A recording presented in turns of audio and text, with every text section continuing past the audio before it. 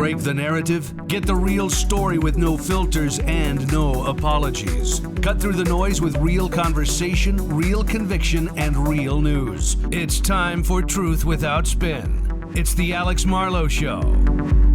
Of all the things for which Andrew Breitbart is best known, he's probably best known for the phrase, culture is upstream of politics, which means it really is the cultural actors in this country that have an outsized hand in shaping our politics, and the politicians tend to react to them and not the other way around. I think that's changed a little bit in recent years with the rise of Barack Obama, who is purely a cultural creation, and then Donald Trump, who was someone who'd conquered reality TV before he even set foot in politics. So maybe that's changed a little bit over the years, but overall, it's very important to check in with where the culture is at. And there's no bigger cultural moment in American life than the Super Bowl. The Super Bowl is the biggest event, the biggest day, the biggest one-day event where we collectively all gather together and check out where we're at as a people. And I got to tell you, we are not in a great spot if yesterday's Super Bowl was any indication. And I'll tell you, is not just the Bad Bunny Super Bowl performance, which I will give you a contrarian take. I did not think was entirely horrible. There it is. Take me out of context. It was not entirely horrible. I thought some of the songs were okay, for at least the music, and I thought some of the dancing was okay. I thought some of the sets were okay.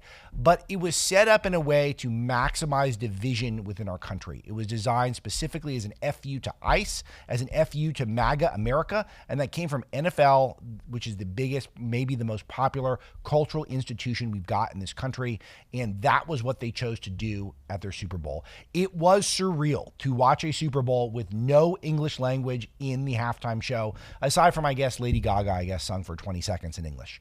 By the way, what's the guy's name? It is Bad Bunny. Why does he not go by Conejito Malo? Why not? He doesn't sing in English, but his name's in English, but that's it. He speaks English. He knows the language, what should be our national language, and won't sing in it. Why? I don't know. Maybe it works out for his brand, but at the Super Bowl might have been nice, because I'll tell you, I watched the Super Bowl with my 4 youngsters, and one of them immediately said, "We have no idea what you're saying." And I'll tell you, they do speak a little bit of Spanish, and still, they had no idea. And why would you make this decision? Only to alienate and only to divide. And that's what the NFL did. And that's exactly how it turned out. The performance was probably slightly better than I anticipated. He did not wear a dress. There was one moment of blatant homosexuality, which I did not like. But overall, one of the major motifs, one of the major set pieces of the performance was a straight heterosexual marriage. And I think it was a real marriage, where that was part of the theme, is that there was a proposal, there was a wedding, and it was all a straight couple. And I think it was implied that they had children. These are things that I would have liked to have come in and said, this is a triumph, this is a victory. But we really know what it's all about. It's all about trying to divide the country. And there's some moments that I will play throughout the show that were very offensive, but there are other things we can't play because it doesn't make any sense to the audience. The lyrics in many of the songs were incredibly X-rated, incredibly inappropriate. No business for all the young people, all the children who watch the kids' game play out on the screen. That's what it is. It's a kids' game, football. Just very few people who are very lucky and very talented get to play it at a professional level. But for the most part, it's for youngsters. And extremely X-rated, beyond graphic lyrics within the song. Some of them apparently were changed. But who would even know, because we don't speak the language? And that's what I find so striking about this, that the NFL actually did it. They actually went through with it, putting this divisive guy. And Bad Bunny is not just someone who's on the left. He is someone who hates Donald Trump. He hates this country. He's campaigned for Democrats. He's a Democrat operative. He is deeply far-left politics. I'll give you some highlights and lowlights throughout the show and probably throughout the next few days. But I honestly can't believe they did it. I can't believe they went through with it. And that said, the performance, not the worst ever that I saw, but the audience was not vibing with it. You can see lots of the footage from the crowd. They didn't seem to like it. They didn't seem to get it. Because the people who are going to shell out $3, $4, $5, $6 grand for a Super Bowl ticket are probably not the type of people who are giving Bad Bunny a lot of spins on their Spotify Wrapped playlist. So that's kind of where we're at, but it goes beyond that. I thought the commercials were the most boring I'd ever seen. Can we take a poll in the booth? What do you guys think of the commercials? So few were memorable, really not funny, the ones that attempted to be funny. And I'll tell you the pattern of what was being advertised to us. Cryptocurrency, nonstop, which I'm okay with it, but it was nonstop. Everything is AI. There's even one AI ad that I will play for you, which was very striking to me because it was one of the worst ads, period, was made entirely by AI. And just nonstop gambling, the sports gambling. We've got to get out of this. I'm going to be your champion on this, guys. The sports betting, the nonstop sports betting as a culture is a huge mistake. We are in a stupor on this thing. People are going to lose tons and tons of money. It's very difficult to sports bet. And we are normalizing an incredibly addictive habit that's going to cost people a lot of money and, more importantly, a lot of time. Because a lot of people are going to spend even more time than they already do watching sports ball and not doing things of any value. Building skills, communing with God, building a family, spending time with the family. No, sports ball, gambling, stressing yourself out, watching grown men play sports. Not great culturally. It's nonstop.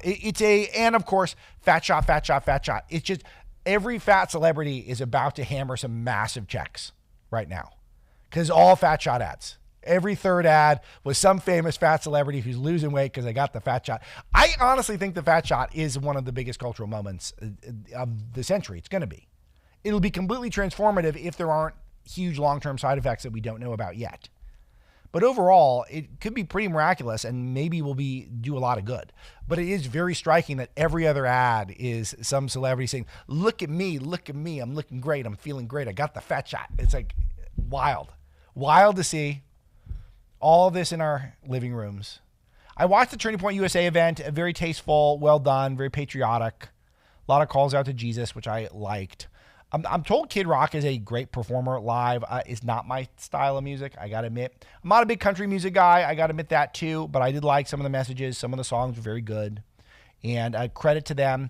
A very nice audience for Turning Point USA as well. Apparently 5 million people streaming concurrently. I hope the NFL takes notice that there were a lot of people who were very upset with their decision to put a far left activist who only sings in Spanish on their broadcast. Some of the songs, Turning Point event, very good. I checked it out before I came in to do the show today, and I think it was cresting towards 20 million views in total. That's very good, very impressive. Shout out to my friends at Turning Point USA and all of you who watch that. You should still check it out, even if you didn't watch it. I had to watch, though, the Bad Bunny one in real time, just see how it was going. But that's basically my assessment. A very sad day. It was not a good game. Also, a huge shout out to the Seattle Seahawks defense. Incredibly impressive. But other than that, the game was sort of turned into a rout. Patriots never had any momentum, aside from maybe 5 minutes, and then they'd turn the ball over at that point. So that's where we were. And it was contrasted with more sports bad behavior, I would say, from the Olympics. And I'll play clips of this coming up later on the show. But the Olympics started out with also one pampered athlete after the next who was just told they're demigods from childhood, constantly given every resource, put on pedestals literally, and they just complain about the country that gave them all the opportunity that they have and the country that they're representing. America is still the leader of the free world, but we're playing with a lot of fire here, and that's what I gathered over the weekend. Because I'll tell you, there was a real opportunity, I think, to make even the Bad Bunny performance some sort of a unifying event, but they could not do it. They could not resist the effort to steer into what divides us and not what unites us. I grew up in Los Angeles. Now, there's a lot of Mexican culture here, which is distinct from Puerto Rican culture. And you'll see a lot of people hot taking online that Bad Bunny was representing all of Latino culture, Latinx culture. Do we say Latinx now? I can't keep up. But actually, a lot of the Puerto Ricans and the Mexicans don't get along. I know this because there's a lot more Mexicans around where I am. But I like Mexican culture. I mean, they've got great food. They got maybe the best food. They got the best spirits. The tequila mezcal combo. I mean, that's got to be number one. They got great music, and they got great style. So why not come up with something positive instead of the setup? The entire show was all built up towards how divisive is Bad Bunny going to be. And he was a little bit divisive, I'll tell you, because at the end, and I'll start with this when we come back, I'll start getting into the clip section. I'll play at the very end where he says, God bless America, but then he includes every single country on earth in America. I guess every country in the Western Hemisphere. It just reminds you of all the stuff we've been talking about with Peter Schweitzer over the last couple of weeks with the Reconquista effort. The effort to try to reclaim parts of America Southwest on behalf of Mexico. Now, Puerto Rico and Mexico are obviously distinct, but the point is here is that people are going out of their way to say how much they don't like American culture, and that does not set well with me or much of the country. We'll be right back on The Marlow Show.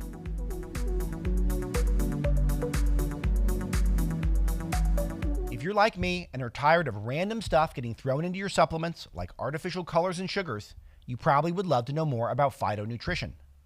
Phytonutrients are the naturally occurring plant nutrients found in whole foods that give them their color, taste, and smell.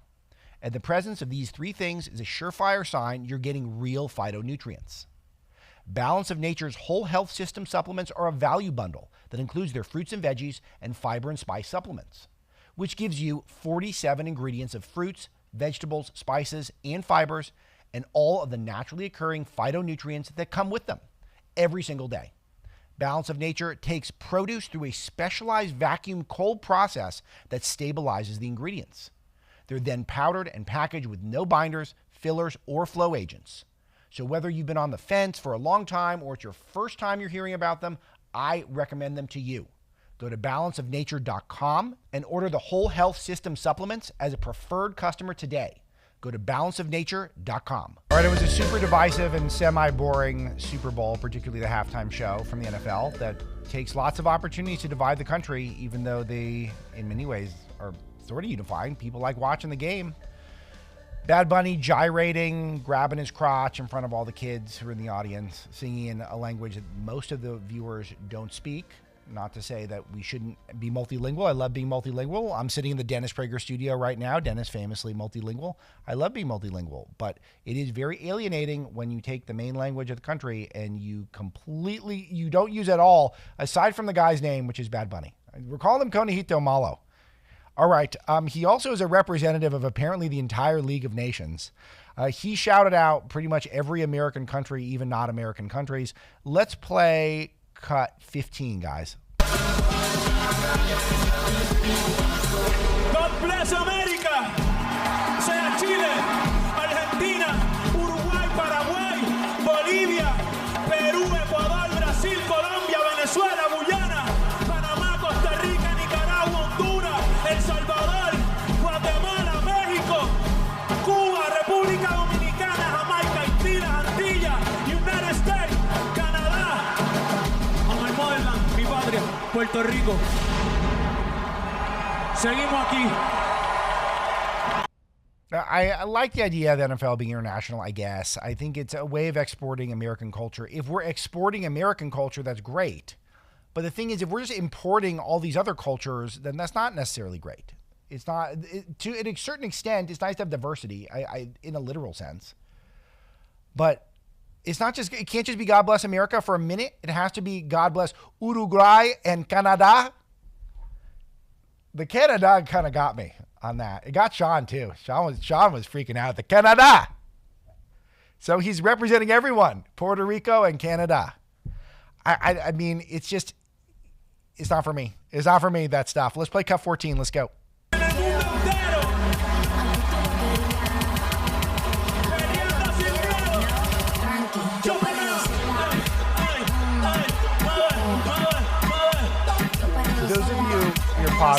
Those of you who are missing the visuals, very suggestive dancing from the ladies, and he's up there on a top of some sort of a fake building, and he's just grabbing at his crotch, it's not even original.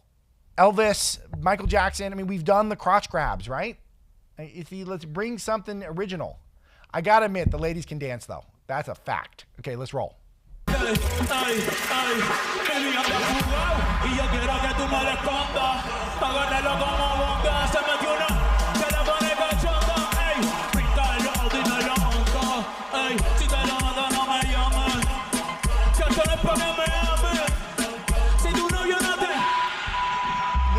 Okay, that's good. They're not even trying to have people who speak only the English language or the English language and many other languages, but not Spanish. They're not even trying to include us at all. It's intentionally alienating. That's the point I'm trying to make, is that we're not the divisive ones. They're the divisive ones. They're the ones who are doing all the division here. All right, I'll play a contrast here. This is from the TPUSA show. Here's Kid Rock at their halftime show. Let's play cut 16.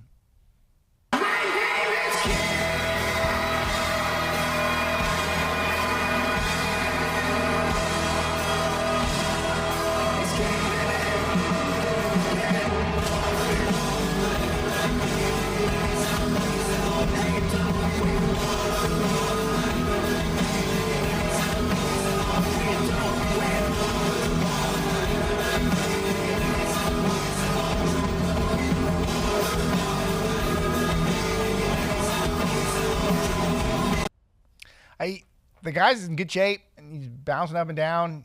He's got quite the hat. You got to give him some credit. I mean, that guy really is into the performance. And he did some nice singing at a much more mellow song, his next song.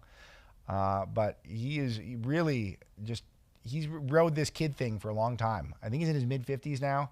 When does he get to become like young adult rock or grown-up rock? I want to see adult rock. Let's see that. I guess it's not as catchy as Kid Rock. So when we come back from the break, I'm going to play some of my favorite and least favorite ads, because I think the ads are a very good reflection of where we are. And you're going to see a lot of ads that are not creative. You're going to see a lot of ads that are back to woke. Woke has made a comeback. Woke has returned. I'll start with this ad, this Redfin Rocket Mortgage ad, which is one of the wokest ads I've ever seen. There were a couple of ads I did like that were more patriotic. I'll share some of those as well. Budweiser had a good one that I will share that I thought was one of the more patriotic ones. And then I'm going to come back to some of these athletes here at the Olympics that were just crapping upon our country. You can say that, right? Like that's crapping upon. That's good. Sean's giving me the thumbs up on that one. Okay, good. And that's something that I feel like is very important to understand, that makes us not want to watch the sports. We don't want to support you if you're ungrateful for the country that gave you everything and laid out the foundation for you to thrive upon. There you go. We'll be right back with Super Bowl ads and woke athletes.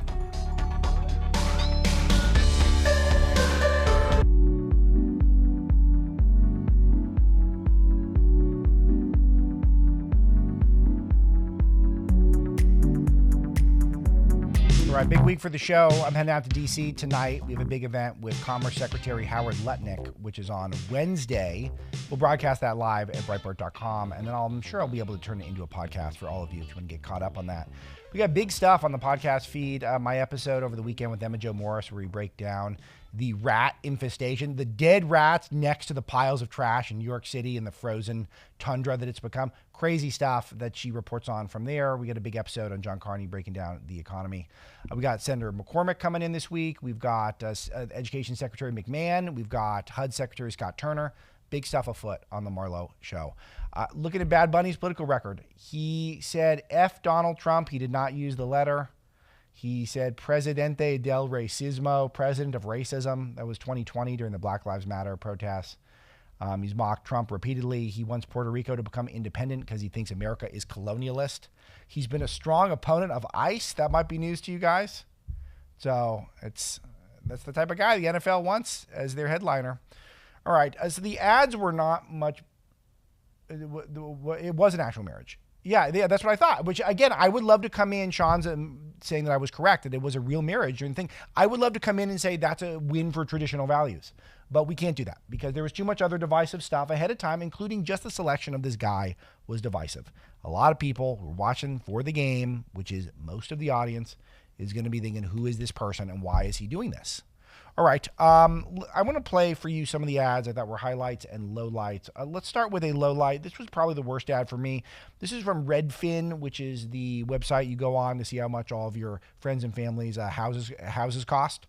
And then Rocket Mortgage. Cut 2, please. It's a beautiful day in the neighborhood. A beautiful day for a neighbor. Would you be mine? I know it's hard, sweetie. Could you? But you'll still see Dad.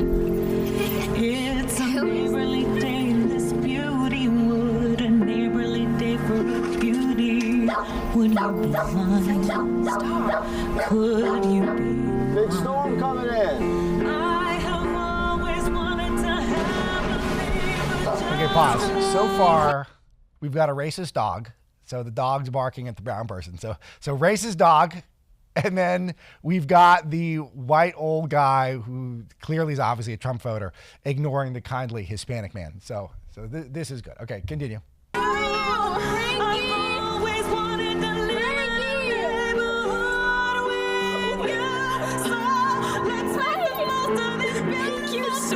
Okay, pause. So I think if I'm keeping up with it, the woman who was the victim of the racist dog found the racist dog and returned it to crying, sad white girl. Continue.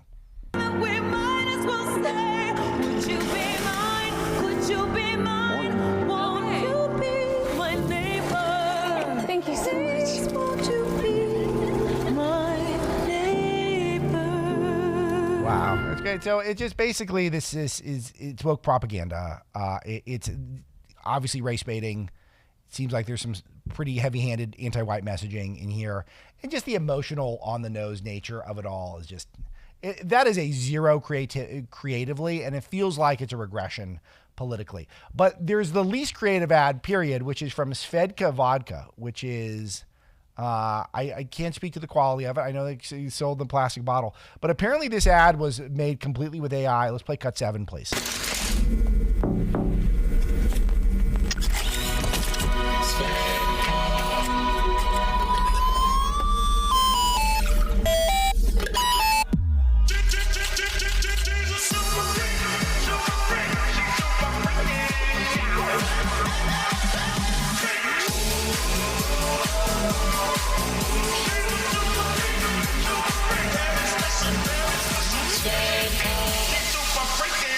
So the point of this is to prove that because they used to brand themselves as the vodka of the future. That's what I read. And so that's, I guess, what they're steering into is they're from the future. But the AI slop is present now. So they're the first to make an AI slop ad, just pulling random stuff from the internet to create something completely disposable, completely meaningless. And that's what they steered into. Okay, I'll play a positive ad. This is one that I liked. This is one that the whole Marlow household was cheering along at. This one, let's play this Budweiser ad number 3, please.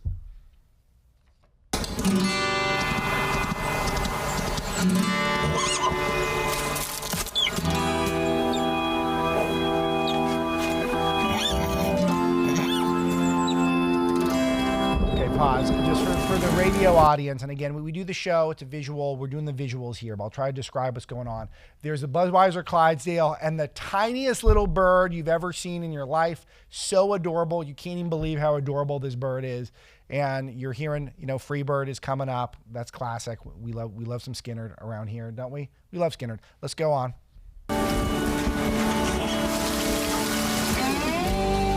I'm as free as a bird now. And this bird. Okay, pause. So we've got the bird is now riding on the Clydesdale, the chickadee. It's adorable. Even the Dalmatian looks up and thinks, wow, that's really cute. This bird's trying to fly, but he can't yet. Continue.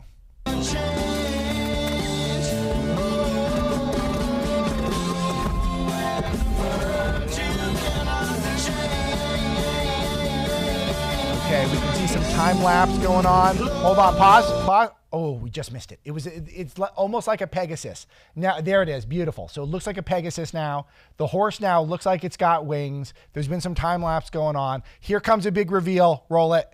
Lord, I can't change. Oh, it's a bald eagle. You crying? Sun's in my eyes. Some grizzled, clear MAGA guys saying, one of them says, you cry, and the other one said, the sun's in my eyes. It is that beautiful. It is so fun. This is very uplifting, very Americana, and it's always fun to remind people that we have the most aggressive national bird imaginable, the bald eagle. Those things are majestic and angry looking. They all look so mean, and boy, are they big and awesome. So again, that's why when we start doing the genetic stuff, where we're starting to create, I don't bring back the woolly mammoth. More bald eagles. That's what I want. Don't focus on reviving the dire wolf. No, skip that. More bald eagles, a bald eagle for every household in the country. That's what we need. All right, that was one I liked. Okay, here's one well-meaning, but I feel compelled to share this. Well-meaning, but this does not work. Let's play this Blue Square Alliance one. Cut 1, please.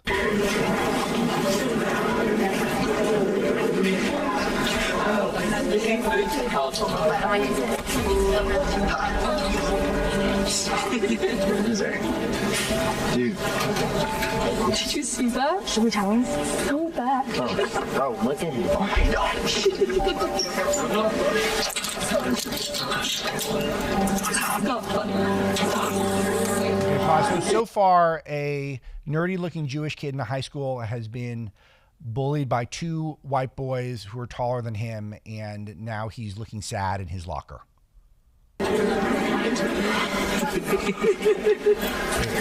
So his backpack says "Dirty Jew" on it with a Post-it, and then some Someone is reaching out with a dark blue Post-it and is now going to put the dark blue Post-it over the Post-it that says Dirty Jew. Go on. Do not listen to that. Thank you, man. I know how it feels. All right, so it says 2 out of 3 Jews have experienced anti-Semitism, and now we learn the reveal that the hero here is a black gentleman who has got a very big afro, looks great, very well styled, really well picked out. Continue. And now they're wearing blue Post-its. So this is a total F- ad for me. And you guys know that I ride for the Jewish people, Jewish ancestry. I fight for the one Jewish state on earth, Israel, full-blown Zionist. This is a very cringy ad. The bullying of Jewish people is not coming from a bunch of white jocks. The bullying of Jewish people comes from radical Islamists and the people who fund them, and also the Marxist left, because the Marxist left teams with the radical Islamists to try to destroy our country. So that's where the bullying comes from. And so just to set up the scenario that the bullying, which is generally online and is generally in places like some of these college campuses, it's white jocks in a high school is who's bullying Jews. And the way we're going to fight that is by wearing a blue Post-it. That is, I don't get it. Robert Kraft apparently is behind this group. He's the owner of the Patriots. And this is just one of these things where we need to be more precise about how we're messaging, even if you agree with the cause overall. This is not, I don't know what they're trying to convey here. We know there's a lot of anti-Semitism. It's not coming from the white jocks in the high school. That's not where the anti-Semitism is coming from. There's a lot of, I mean, look at the online right, like the far right of who are the instigators of the anti-Semitic movements online. A lot of them come from Muslim backgrounds. A lot of them come from backgrounds that are not ethnically white guys who are in a high school. I don't get it. It's just it's frustrating to me, because I want the Jewish people to thrive and to not have to deal with the anti-Semitism we deal with. But when you misdiagnose it like this, it's frustrating. All right, here's another one that I thought was a positive. This is for the Trump accounts. Let's play cut 6. Dear America. If I start investing when I'm 16? 9, 7, 15. It can change my future. All our future. My money can earn its own money. Dear America. I want to be a nurse. Go to college. Be a dad. Be a businesswoman. Fund my own ideas. I can save for a house with a trampoline. 2 trampolines. Children are the world's best hope for the future. Our collective future.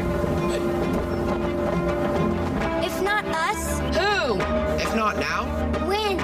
This year, every American child gets an investment account. And millions will be pre-funded. That's free money. That's free money. That's free money. Make the doors of hope and opportunity Open to all. all means all. Sign me up. Awesome ad, Trump accounts ad. Just to describe what happened for those of you who are not getting the visuals, all sorts of different kids. It's diverse, but it actually does represent, it feels like all of America, both in terms of the settings of where these kids are talking from, what they look like, their age range, and they have a lot of cute stuff in there, like we're saving for our future, and also a trampoline. The one kid cuts in and says 2 trampolines. Who needs 2 trampolines? No one needs 2 trampolines. And it does get the message across. These Trump accounts are here, and it's a way for families to invest tax-free so that they can prepare for the future for their children. And a lot of people who are entrepreneurially minded, who are business people, who want to see America thrive, who want to see America grow, they know that this is a path forward that is going to be very positive for the country to start actually thinking about our future for once, instead of just YOLOing all our money away, which is what we do as a society, both at a macro and micro level. Fantastic ad, fantastic cause. So that's a positive one for you. So I got to balance it out a little bit. All right, we got to take a break. I'm going to play some of these woke athletes, maybe a couple more ads I thought were highlights when we come back. This is the Marlow Show.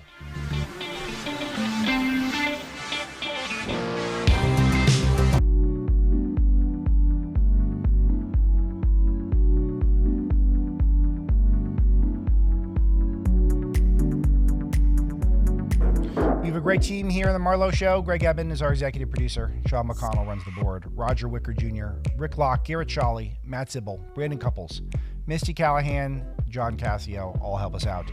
I gotta say, I think I'm gonna have to do some more monologue stuff on podcast today. I'm gonna have to put something out because I might get through everything, and it's just, they only gave me 1 hour at Salem. I'm very grateful for the one, but we gotta jack that up. We gotta get another hour going here. There's too much to talk about. I can't resist playing some more ads. Here is another one that I felt like was just creatively such a dud. I can't believe that this was an actual ad. This is for Coinbase. Check out cut 8, please.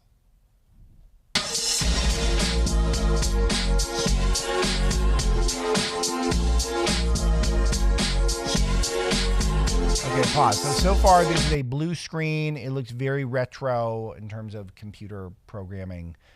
Retro font, retro graphics, and a very retro song, Backstreet Boys, a song we've all heard way too many times. We do never need to hear it again. Let's see where they're going with it.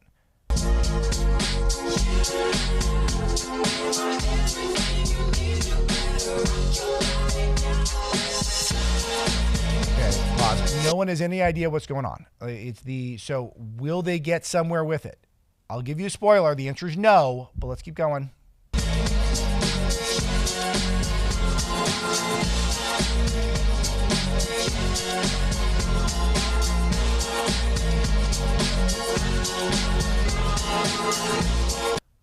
Absolutely no clue. Everyone in the room I was with had no idea what this was about, and I don't understand it even in the slightest, what the Backstreet Boy reference had to do with it, what the lyrics had to do with whatever message they're trying to convey. I guess if they want us to talk about Coinbase, Coinbase does not have a great reputation in general, that they're seen as having high fees and bad customer service, and there's a lot of other frustrations with their technical stuff. And so I feel obliged to throw that in there, that it's not like this great company, this great reputation. All right. So that was another one where I cannot believe the lack of creativity in our advertising class. Madison Avenue should be ashamed. Here's another one that I want to flag for you in a negative light. Cut 4, please. Haven't you heard? The internet says I'm cursed. Any basketball player who dates me kind of hits a rough patch. So this is like an LA skyscape of some sort. Kendall Jenner, model, Bruce Jenner's daughter, Kardashian family member, is there, and she's making light of the fact that she dates NBA players, and apparently they get worse. I wasn't up on this meme, but apparently it's a thing that she dates guys in the NBA and they play badly. Okay, so that's kind of a funny premise, but let's continue. Rough patch. While the world's been talking about it, I've been betting on it. How else do you think I can afford all this? Modeling? This pool, basketball boyfriend 1 missed the playoffs. I guess nobody was getting a ring in this house. Do you like this bad boy? Boyfriend 2 flopped right out of the league. Not that I ever tried.